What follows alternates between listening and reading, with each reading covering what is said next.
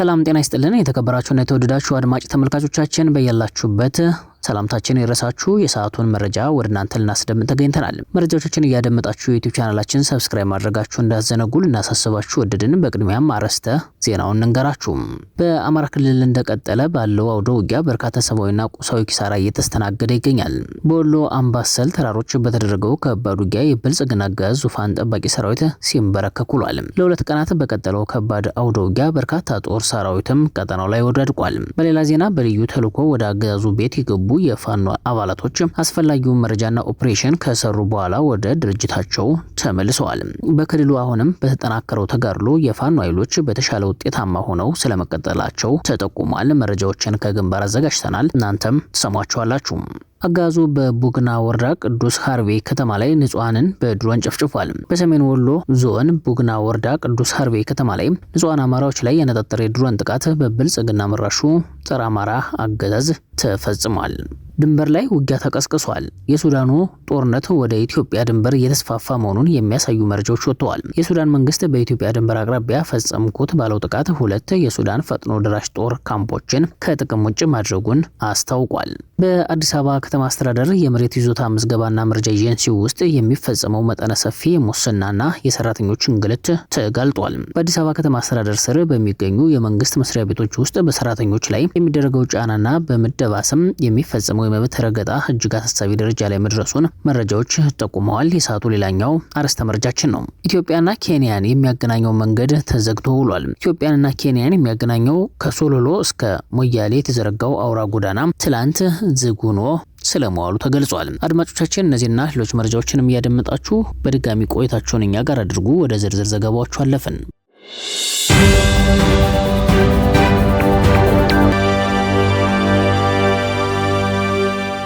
የአምባሰል ተራሮች ዛሬም እንደ ትላንቱ የብልጽግና አገዛዝ ዙፋን አስጠባቂ ሰራዊት መቀበሪያ ሆነው ቀጥለዋል። ሚኒሊክ ዕዝ 2 ቀናትን በላይ በፈጀው ውጊያ በርካታ የጠላት ኃይልን ሸኝቷል። የሚኒሊክ ዕዝ አሃድ የሆኑት 104ኛና 101ኛ ኮር በአገዛዙ ሰራዊት ላይ በቅንጅት በአምባሰል ሰንሰለታማ ተራሮች እጅን ካፍ የሚያስጭን ገድል ፈጽመዋል።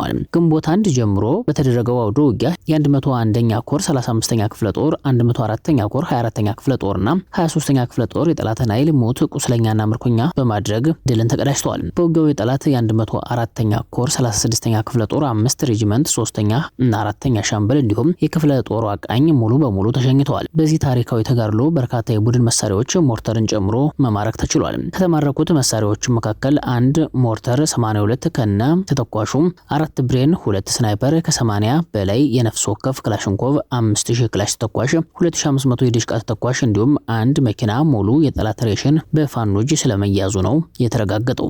በሌላኛው መረጃችን ለልዩ ተልዕኮ አገዛዙን የተቀላቀሉ 2 የፋኖ አባላት ከ10 በላይ ምንሻ በመሸኘትና ቁጥሩ በውል ያልታወቀ በማቁሰል ግዳጃቸውን በተሳካ ሁኔታ ፈጽመው ወደ አሃዳቸው ተቀላቅለዋል። ሚኒሊክ ዕዝ 101ኛ ኮር 35ኛ ክፍለ ጦር 2 አርበኞችን ለልዩ ተልዕኮ እጅ እንዲሰጡ ካደረጋቸው በኋላ መርሳ ከተማ ላይ በደርዘን የሚቆጠርን የምንሻ ስብስብ ሙትና ቁስለኛ አድርገው ያለምንም መስዋዕትነት ወደ አሃዳቸው ተመልሰዋል። አገዛዙን ዙፋን ጠባቂ ሰራዊት መንገድ እየመሩ ህዝባቸውን የሚያስጨፈጭፉ ባንዳ የምንሻ ስብስብን በሰሜን ወሎ ሀብሩ ወረዳ መርሳ ከተማ አርበኛ ሐሰን በንቲና አርበኛ ሁሴን ይማም የተባሉ አርበኞችን ከ35ኛ ክፍለ ጦር ለልዩ ተልዕኮ እጅ ከሰጡ በኋላ ምንሻዎች ከተሰበሰቡበት በእጅ ቦምብ F1 በመጠቀም ከ10 በላይ ምንሻዎችን ሞት በማድረግና ቁጥራቸው በውል ያልታወቁትን ቁስለኛ በማድረግ ተልዕኳቸውን ፈጽመው ግንቦት 2 2018 ዓ.ም ወደ ክፍለ ጦራቸው ተመልሰው የክብር አቀባበል ተደርጎላቸዋል።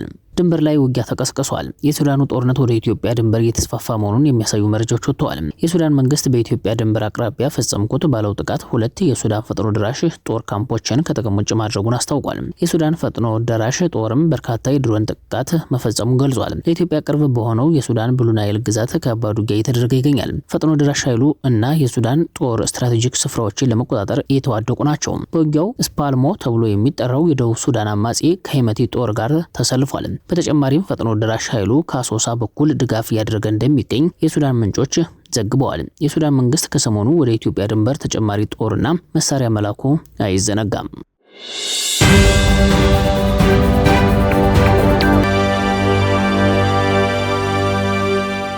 አማራ ፋኖ ብሔራዊ ንቅናቄ ቴዎድሮስ ዕዝ 201ኛ ኮር 64ኛ ክፍለ ጦር በእነማይ ሁለት አምባ ዲቢሳ ቀበሌ ደፈጣና ሸበል በረንታ ወትፋማ አቦ ቀበሌ ስቦ የመምታት ኦፕሬሽን አካሂደዋል። 64ኛ ክፍለ ጦር በሁለት አምባ ዲቪሳ ቀበሌ የደፈጣ ኦፕሬሽን በመስራት በመረጋጭ ንዑስ ከተማ ያጋዙ የሐሰት ምርጫ እንቅስቃሴ እንዳይካሄድ አድርጓል። በእነማይ ወረዳ የትመን 01 ንዑስ ከተማ ወደ ቢቸና ከተማ በጉዞ ላይ የነበሩ ሁለት ፓትሮልና አንድ ዶልፊን ላይ በነበሩ ያጋዙ ቅጥረኛ ሰራዊት አባላትን በሁለት አምባ ዲቪሳ ቀበሌ ልውያ ጎጥ ላይ 64ኛ ክፍለ ጦር ጥምር ኃይል በተጣለ ደፈጣ ሞተና ቁስለኛ ሲሆኑ በሁለቱ ፓትሮሎች ላይ ጉዳት ደርሶባቸዋል። በለምርጃ በሸበል በረንታ መረገጭ ንዑስ ከተማ ያጋዙ የሐሰት ምርጫ የምረጡ እንቅስቃሴ ላይ የነበሩ ያጋዙ ቅጥረኛ ምንሻ በ64ኛ ክፍለ ጦር አባላት ስቦ በመምታት ከባድና ቀላል ቁስለኛ ተደርገዋል። የሽፈራው ገርበው ልጆች ሞታይ ፈሪዎች ለምርጫ ቀስቀሳ ላይ የነበረ አንድ ባንዳን አስወግደው ስሙን ማወቅ ያልቻልነው ምንሻና ጀንበሩ ዋለ የተባለ ቀንደኛ ባንዳ በፋኖች ብሬን በተኮሰ ጥይት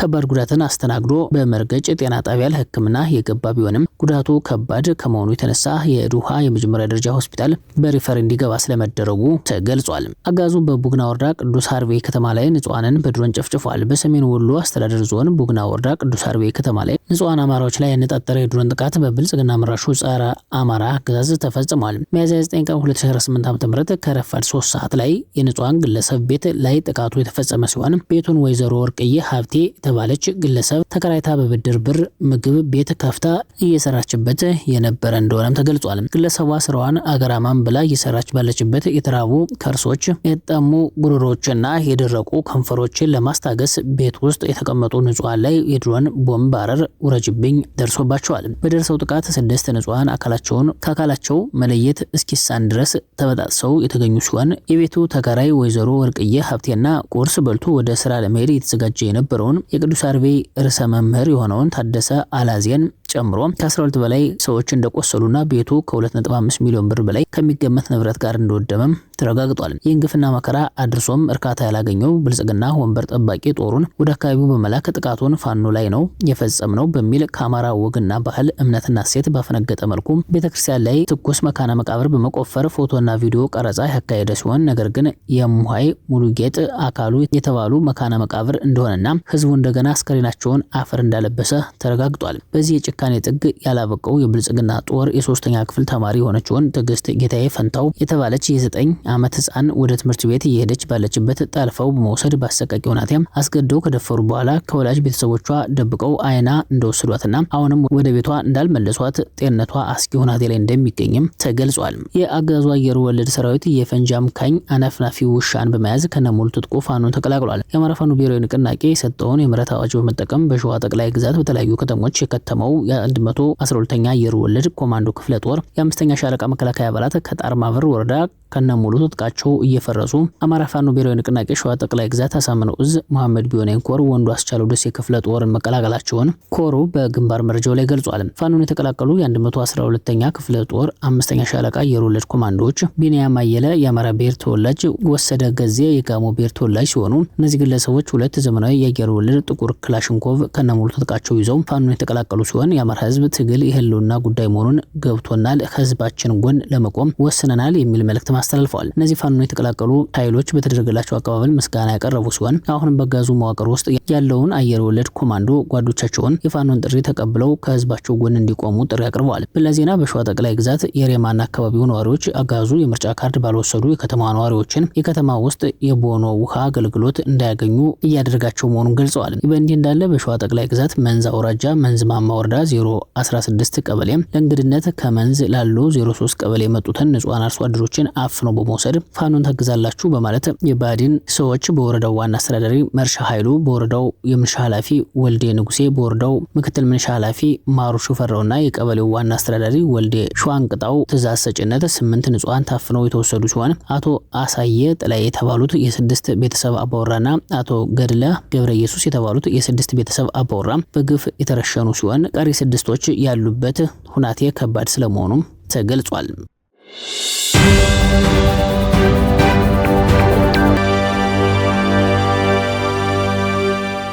በአዲስ አበባ ከተማ አስተዳደር የመሬት ይዞታ ምዝገባና መረጃ ኤጀንሲ ውስጥ የሚፈጸመው መጠነ ሰፊ የሙስናና የሰራተኞች እንግልት ተጋልጧል። በአዲስ አበባ ከተማ አስተዳደር ስር በሚገኙ የመንግስት መስሪያ ቤቶች ውስጥ በሰራተኞች ላይ የሚደረገው ጫናና በምደባ ስም የሚፈጸመው የመብት ረገጣ እጅግ አሳሳቢ ደረጃ ላይ መድረሱን መረጃዎች አመላክተዋል። በተለይም በአዲስ አበባ ከተማ አስተዳደር የመሬት ይዞታ ምዝገባና መረጃ ኤጀንሲ ውስጥ ስር የሰደደ የሙስና ሰንሰለትና የሰራተኞች መፈናቀል እየተፈጸመ መሆኑ ተገልጿል። እንደ ምንጮች ገለጻ ተቋሙ ለረጅም ዓመታት በሰው ኃይል አስተዳደር ውስጥ በተወካይነት በሚሰሩት በቀለ ጉዲሳ በዳዳ በሚባሉ ግለሰብ ፍላጎትና ትዕዛዝ የሚዘወርም ሆኗል። ግለሰቡ ተቋሙን እንደ ግል ንግድ ቦታ ይጠቀሙበት መሆኑንና ሀገር ያወቀው ፀሐይ የሞቀው የአደባባይ ሚስጥር ነው ሲሉ ሰራተኞች በምሬት ተናግረዋል። በኤጀንሲ ውስጥ እየተፈጸሙ ያሉ ዋና ዋና የመብት ረገጣዎችና የሙስና ተግባራት በዝርዝር የተቀመጡ ሲሆን ሰራተኞችን በተለያዩ 11 ክፍለ ከተሞች በመመደብ ሰበብ ማስፋፊያና ኢነርስቲ በሚሉ ስያሜዎች ስልታዊ በሆነ መንገድ ክፍት መደቦች እየፈጠሩ ስለመሆናቸው ተገልጿል። እነዚህ ክፍት መደቦች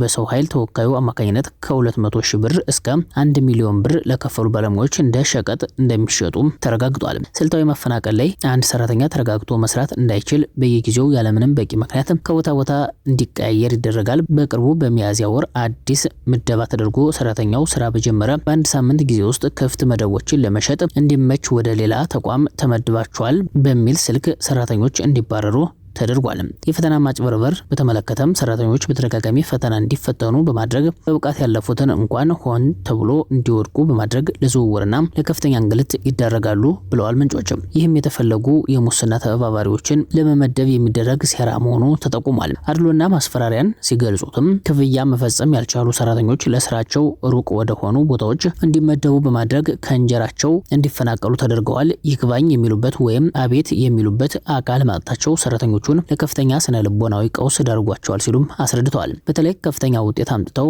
እና መስፈርቱን አሟልተው የተቀጠሩ ባለሙያዎች ጭምር የዚህ ሙስና ሰለባ መሆናቸው ያስተዳደሩን ብልሹ አሰራር ይበልጥ ገሃድ አውጥቶታል። ሰራተኞቹም ይህንን በአደባባይ የሚፈጸም ዘረፋና ህገወጥ አሰራር የሚመለከተው አካልና የሰብአዊ መብት ተሟጋቾች እንዲያውቁት ድምጽ የሆኑና መረጃ እያቀበሉ ስለመሆኑ ገልጸዋል። የብልጽግና አገዛዝ የመንግስት ተቋማትን የካድሬዎችና የጥቅም ተጋሪዎች መበልጸጊያ እያደረገ መሆኑ በተለይም በመሬት ነክ ተቋማት ውስጥ ያለው ዝርፊያ ህዝቡንና ሰራተኛውን ላስከፊ ስቃይ መዳረጉ ተመላክቷል።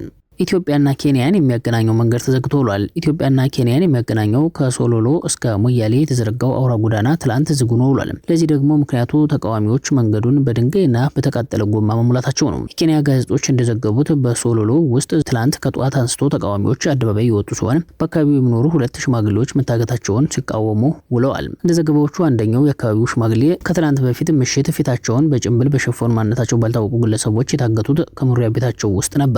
ሌላኛው ደግሞ ወደ ናይሮቢ በመጓዝ ላይ ያሉ መኪናቸውን አስቁመው በኃይል ካስወረዷቸው በኋላ ሌላ መኪና ይዘዋቸው ሄደዋል። ተቃዋሚዎቹ በአካባቢያቸው ላይ ተደጋጋሚ እገታና የሰዎች መሰወር የተፈጸመ የጸጥታ አካላት ይህንን ለማስቆም አለመቻላቸውን የገለጹ ሲሆን ለደህንነታቸው ስጋት እንዳለባቸው ሲናገሩም ተደምጠዋል። በዚህ ተቃውሞ የተነሳ በኢትዮጵያና በኬንያ መካከል የሚደረገው የየብስ ግንኙነት ሊቋረጥ ችሏል። ይህ አውራ ጎዳና ሁለቱን ሀገራት በንግድ የሚያስተሳስራቸው በመሆኑ በርካታ የጭነት መኪናዎች በሁለቱም በኩል ረጅም ሰልፍ ቆመው ለመዋል ተገደዋል። የተከበራችሁና የተወደዳችሁ አድማጭ ተመልካቾቻችን ለሰዓቱ የዘጋጁት መረጃዎች እነዚህ ነበሩ። አብራችሁን ስለቆያችሁ ላቅ ያለ ምስጋና አለን። በያላችሁበት መልካም ቀን ይሁንላችሁ። በሰላም ዋሉ። ጤና ይስጥልን።